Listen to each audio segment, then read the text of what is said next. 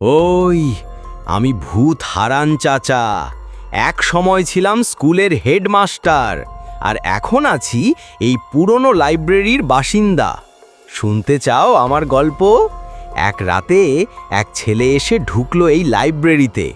দরজাটা চুপচাপ খুলে গেল। সে ভাবল হয়তো বাতাসে। আমি বইয়ের তাকের পেছনে লুকিয়েছিলাম। সে একটা পুরনো বই খুলতেই বইটা নিজে নিজে উল্টাতে শুরু করলো। ছেলেটা ভাবল জাদু। আমি হালকা বাতাস দিলাম আর বইয়ের পাতা পাতা করে ভ্যা ভ্যা আওয়াজ করলো।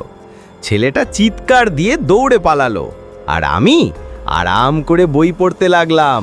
এখনো সেই বইটাই পড়ি, তবে কেউ এলে একটু ভূতিয়াভাবে স্বাগত জানাই। তুমি এসো, গল্প শোনাও, ভয় পেও না। ভূত মানেই কি খালি ভয়? আমরাও তো একসময় মানুষই